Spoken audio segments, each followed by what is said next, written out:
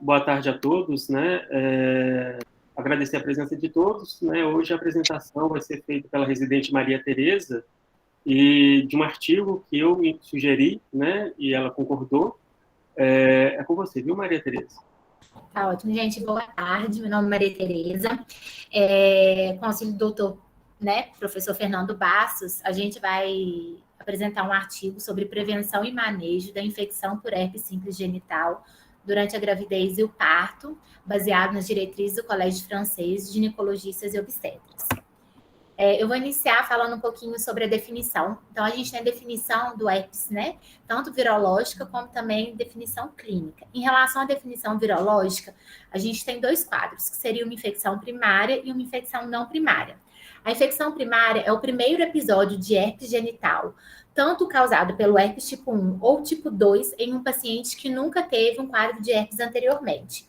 E uma infecção não primária é quando a gente apresenta um primeiro episódio de herpes genital tipo 1 em um paciente que já teve infecção pelo herpes tipo 2 ou vice-versa. Quando você tem o primeiro episódio de herpes genital tipo 2 em um paciente que já apresentou um quadro de infecção pelo herpes tipo 1. Em relação à definição clínica, são as lesões genitais, tá? Aparentemente herpéticas, em pacientes sem história pregressa de herpes genital. E se presença de lesões, tá? Genitais, clínicas, em uma mulher que já tem apresentado anteriormente um quadro de uma infecção por herpes genital naquele local, isso é considerado recorrência. Aí depois eu vou mostrar para vocês o algoritmozinho que vai ficar mais fácil de entender. Então, olha só, a gente tem um quadro de uma herpes genital, lesões por herpes genitais. Em uma mulher que nunca teve um quadro de herpes genital, se realmente foi o primeiro episódio dela, isso é considerado um quadro de uma infecção primária. Se ela já teve, agora está apresentando o primeiro episódio de herpes genital, mas já apresentou um quadro de herpes, por exemplo, oral, isso é considerado uma infecção não primária, um primeiro episódio de uma infecção não primária. Agora, se essa mulher ela está apresentando um quadro de uma herpes genital e já teve uma herpes genital anteriormente, isso é chamado de recorrência. E isso vai mudar tanto, né, na parte de tratamento, como também na parte de prevenção e de manejo de parto. Em relação à epidemiologia, a expressão clínica, o quadro clínico de um quadro de herpes genital durante a gravidez não difere fora do período da gestação. A infecção genital, ela é mais comumente causada pelo herpes tipo 2. Lembrando que o herpes é uma doença que é transmitida pelo sexo, né? Então, sempre que a gente tiver o diagnóstico numa gestação de um herpes genital, a gente tem que fazer o rastreio de outras infecções sexualmente transmissíveis, principalmente do HIV. Um quadro de herpes genital recorrente, a prevalência de lesões clínicas no parto, na ausência de tratamento, acontece em torno de 14%, em comparação com 36% para um quadro de infecções iniciais. O risco de soroconversão do vírus herpes durante a gestação acontece de 1 a 5%, lembrando que essa soroconversão, ela demora aproximadamente umas 6 semanas para poder acontecer. Se a gente tem uma lesão inicial, tá? O valor preditivo positivo do exame clínico é bastante alto, mas a confirmação por PCR é necessária.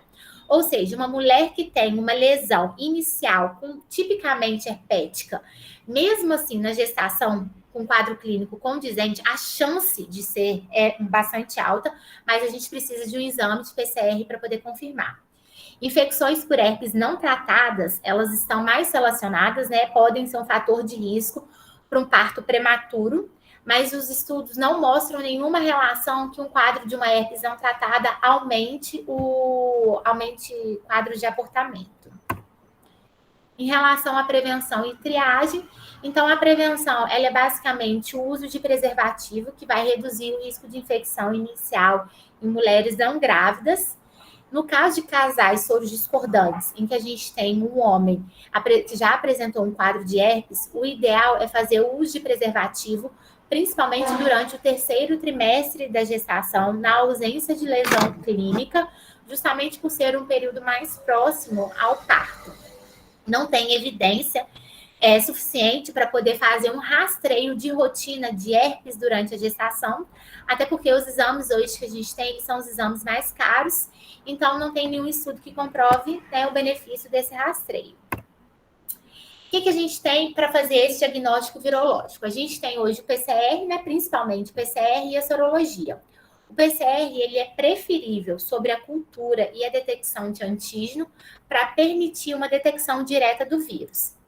Em relação à sorologia, a gente deve procurar o IgG específico, ou seja, fazer a solicitação para o IgG, né, do vírus de herpes, tipo 1 ou tipo 2. Na ausência de lesão na mulher, isso permite a determinação do estado imunológico. Mulheres com lesão, o teste sorológico deve ser solicitado em situações clínicas de um episódio de herpes em mulher sem histórico de herpes genital. Então, como eu já tinha falado, toda mulher gestante que está apresentando o primeiro episódio de herpes genital, além do PCR, a gente tem que solicitar também esse teste virológico, ou o teste sorológico do IgG, para a gente poder fazer uma distinção se nós temos um quadro de uma infecção primária, infecção não primária ou uma recorrência.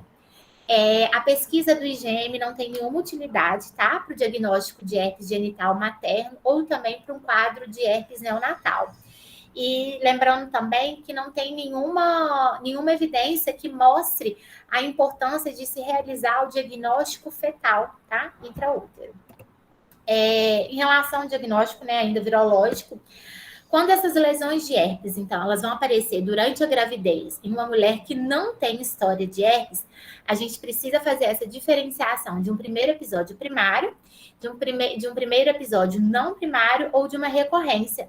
E a gente faz essa diferenciação com PCR e sorologia. Aí no próximo slide a gente vai mostrar como que é feito isso. Em gestantes, tá? Que já tiveram um histórico de herpes genital. A gente não pede teste sorológico se ela não tem lesão, tá? Independentemente do tempo de gravidez. E também não pede se você tiver uma apresentação clínica padrão, tá? Com sinais e sintomas sugestivos de um quadro de herpes.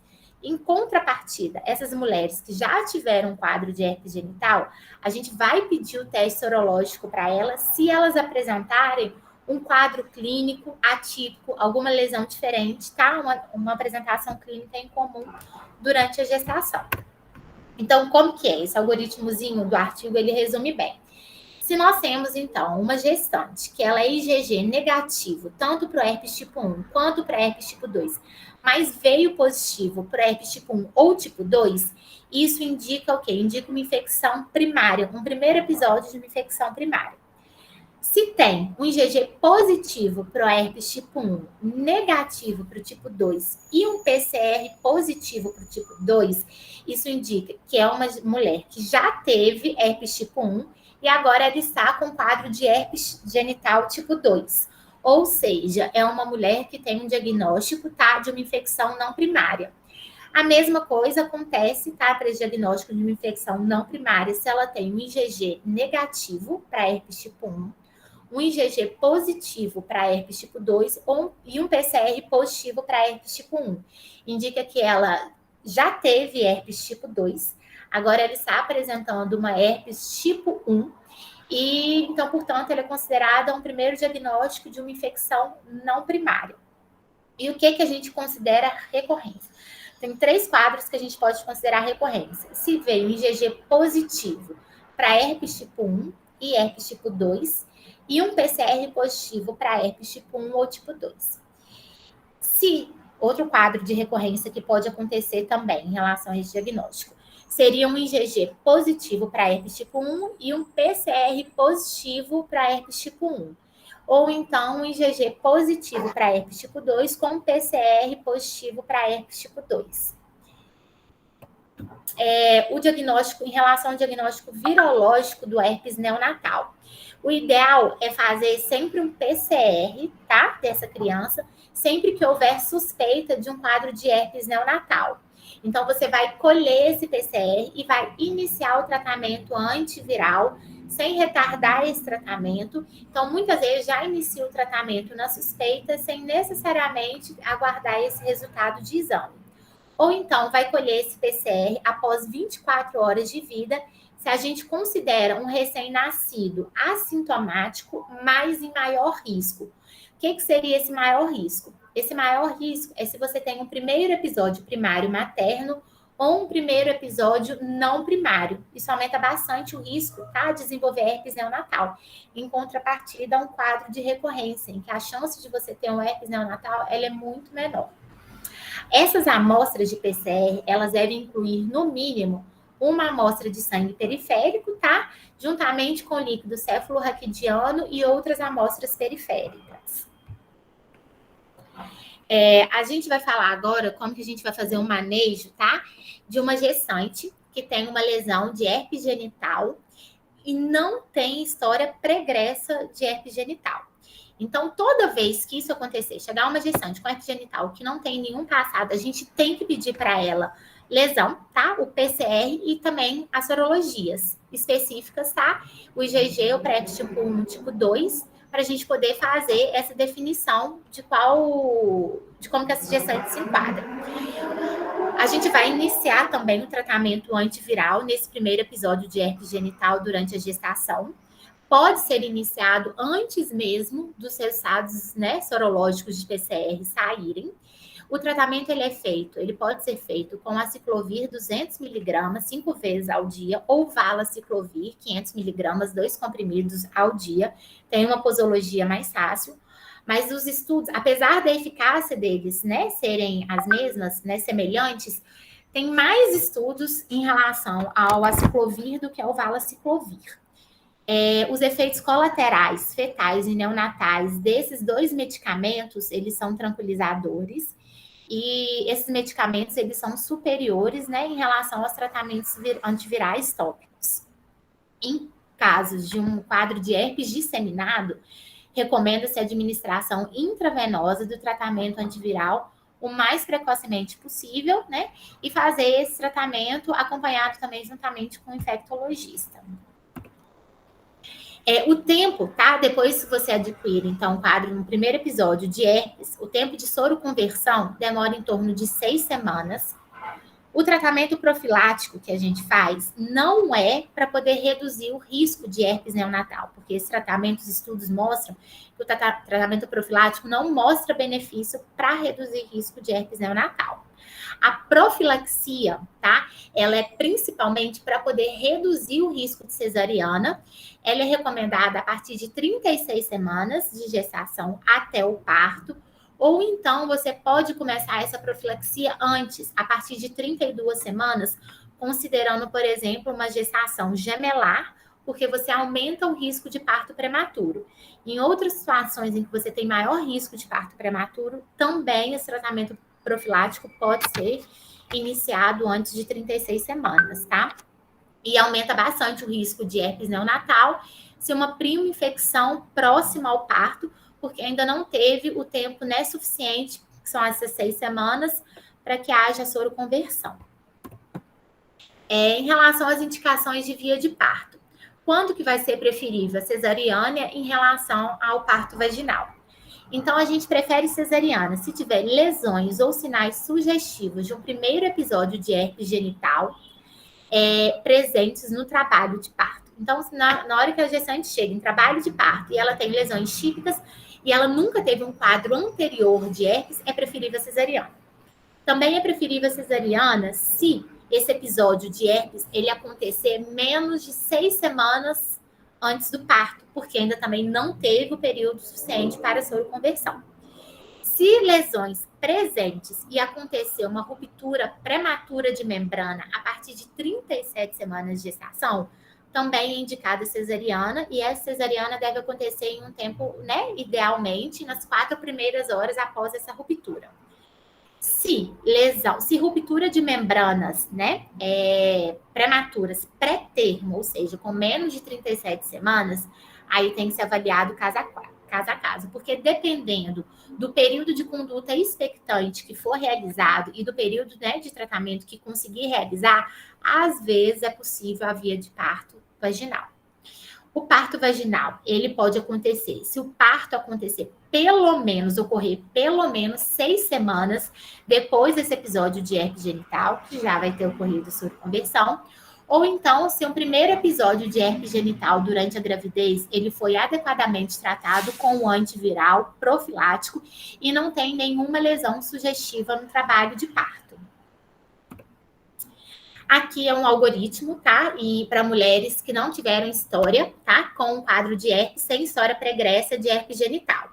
Então, durante, tá? A gestação, mulheres com quadro de herpes genital sem história pregressa. Durante a gestação, você vai pedir sorologia e PCR para poder saber se foi um quadro de recorrência. Se não foi recorrência e você confirmou um primo diagnóstico ou então uma infecção não primária, você vai fazer o tratamento com aciclovir ou valaciclovir por 5 a 10 dias, né, dependendo de cada caso, e depois vai iniciar o tratamento profilático a partir de 36 semanas até o momento do parto. O tratamento profilático ele é feito com aciclovir, 2 comprimidos de 200, 3 vezes ao dia, ou então valaciclovir, 500 miligramas, 2 comprimidos ao dia. Depois que você fez esse tratamento, se você tem um período maior do que 6 semanas e não tem lesões ativas na hora do parto, a via vaginal ela é possível.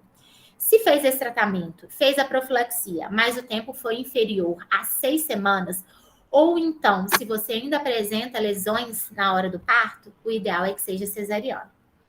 Se o diagnóstico, tá, dessas lesões genitais forem na hora do trabalho de parto, ou então durante a rotura prematura de membrana ovular, a partir de 37 semanas, você vai solicitar sorologia e PCR, mas vai indicar a cesariana para essas mulheres, que seria o ideal. Agora é um outro quadro, que são gestantes, tá? Com herpes genital, mas que tem uma história pregressa de herpes genital, ou seja, um quadro de recorrência, tá? Lembrando que esses quadros de recorrência, a gente tem uma menor chance, tá? De desenvolver um quadro de herpes neonatal. Então, se nós temos uma história pregressa de herpes genital, com uma lesão típica, um quadro clínico usual, não precisa pedir uma amostragem para herpes genital.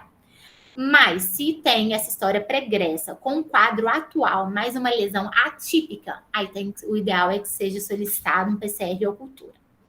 Não tem eficácia, tá? Para tratamento antiviral se sintomas locais na recorrência de herpes genital em mulheres grávidas. A gente acaba fazendo tratamento na recorrência para poder reduzir duração e a intensidade dos sintomas. Lembrando que essa duração ela reduz em cerca de 1 a 2 dias. E a profilaxia, ela também é realizada, tá? Com 36 semanas até o parto, pelo mesmo motivo já citado anteriormente, que é para poder reduzir o risco de cesariana. E a gente só faz essa profilaxia, tá? Se a recorrência acontecer na gestação. O risco, tá? De desenvolver um quadro de herpes neonatal, se recorrência, é 1%, é muito baixo. Novamente, o algoritmo reduzindo. Então, uma gestante que chega para a gente com quadro de uma herpes genital e ela tem uma história prévia de herpes genital, se ela apresenta uma lesão atípica, a gente tem que pedir PCR para ela. Se ela tem um quadro típico, tá? De lesão durante a gestação, a gente vai fazer o tratamento da mesma forma que foi orientado, com aciclovir ou valaciclovir, e vai iniciar também a profilaxia a partir de 36 semanas até o momento do parto.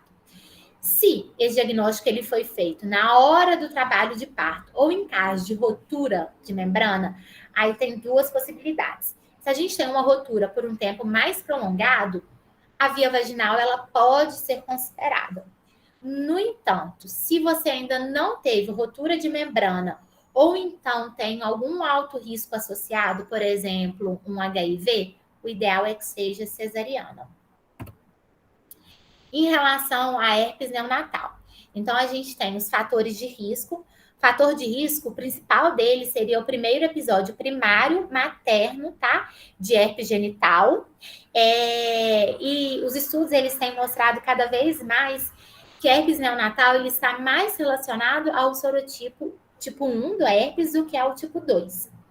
Herpes neonatal apresenta geralmente uma alta mortalidade, dependendo da forma, tá, com que ela se manifesta. A forma mucocutânea, ela tem uma chance de mortalidade de 0%.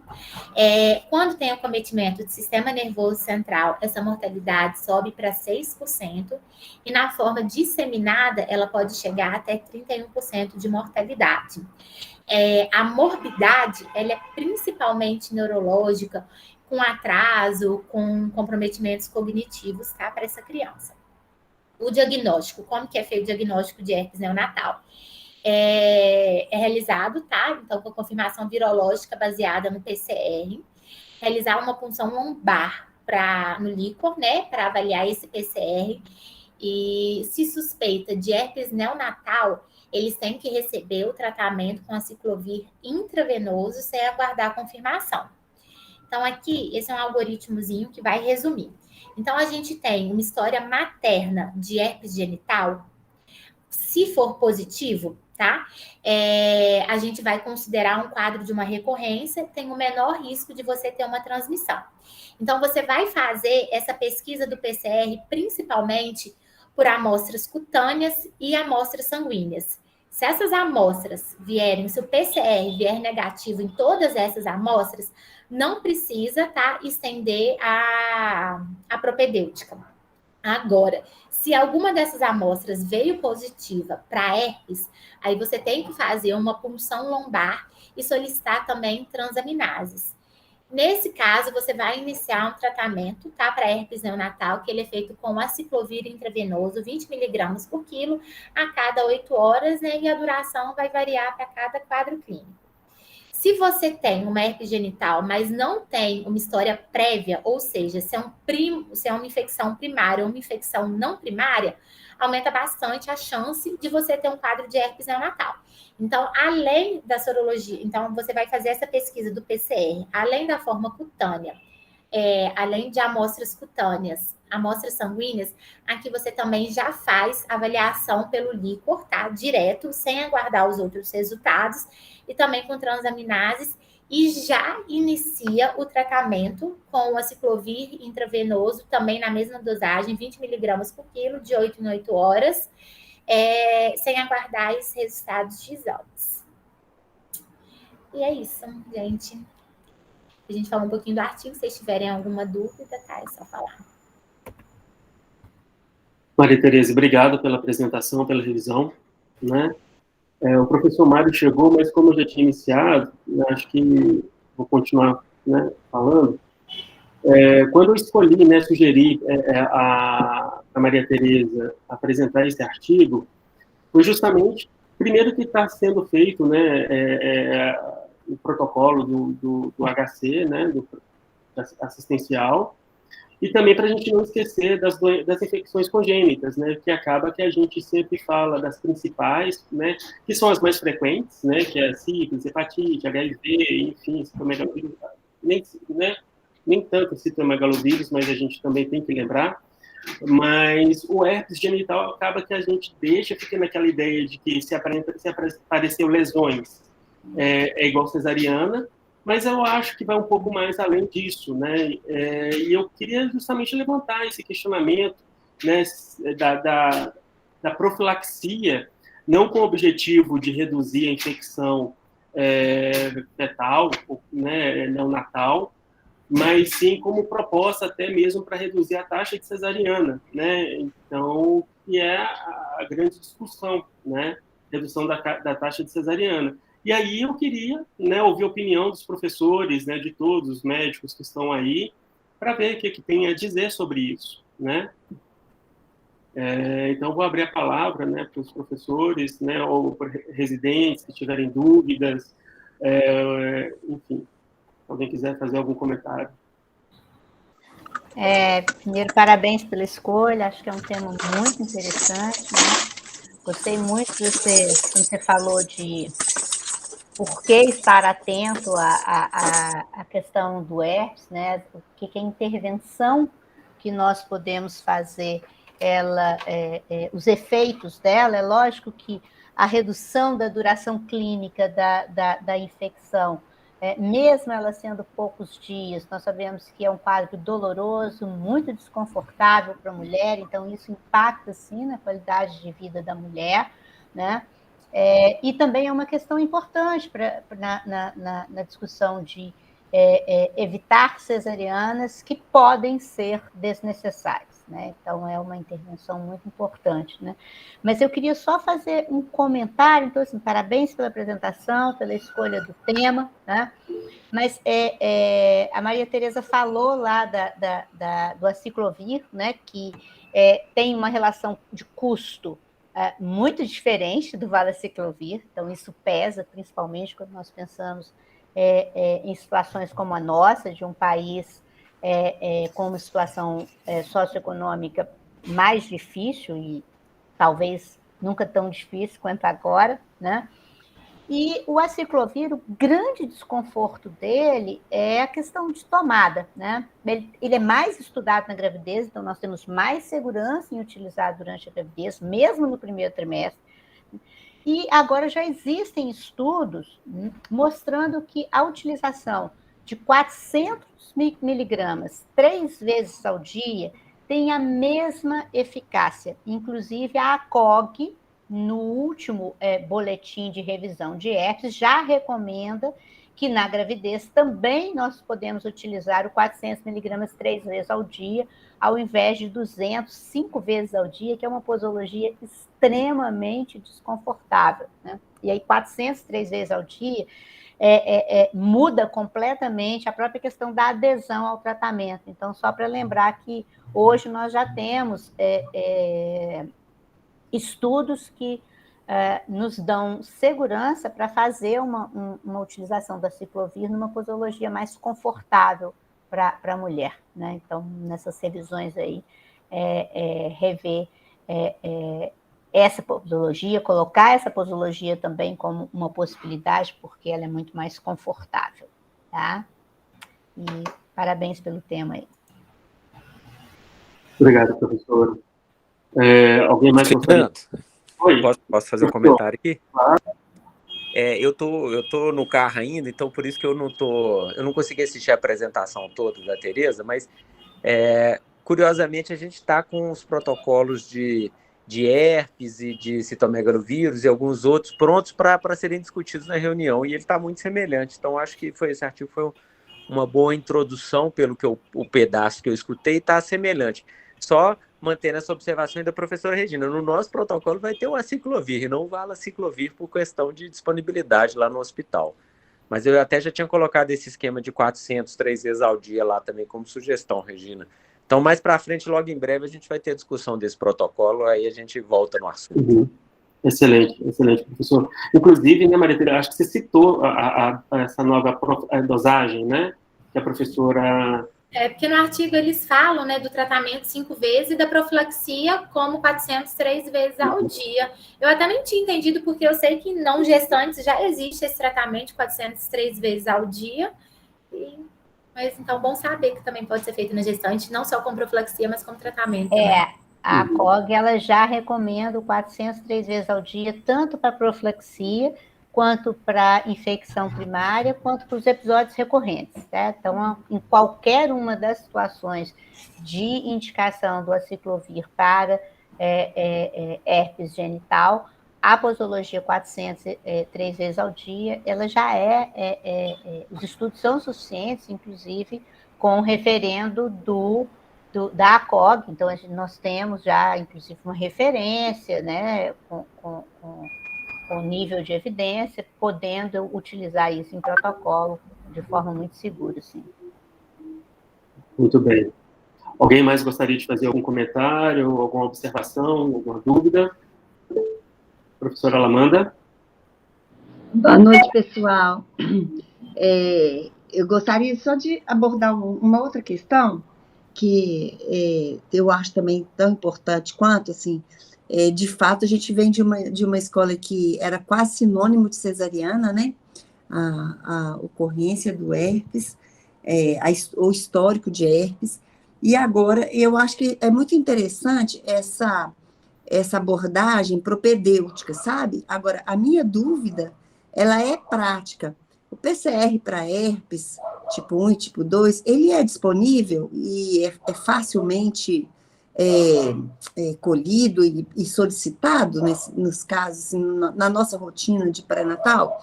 E, na verdade, nem sempre, de fato, é fácil a gente identificar a primo-infecção da recorrência, porque é lógico que a história ela é muito típica, a primo-infecção é muito sintomática, né?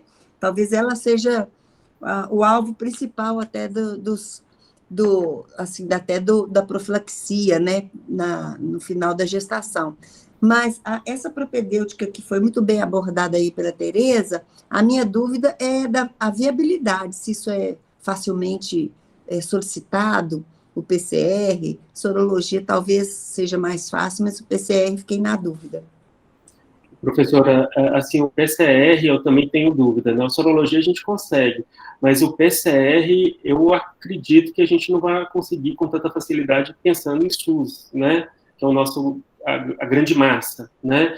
Mas eu posso até olhar isso, né, no setor específico da PDH de laboratório e ver se existe essa possibilidade, né? Enfim. E lembrar que há esses casos muito bem delimitados aí, que é possível o parto vaginal, né?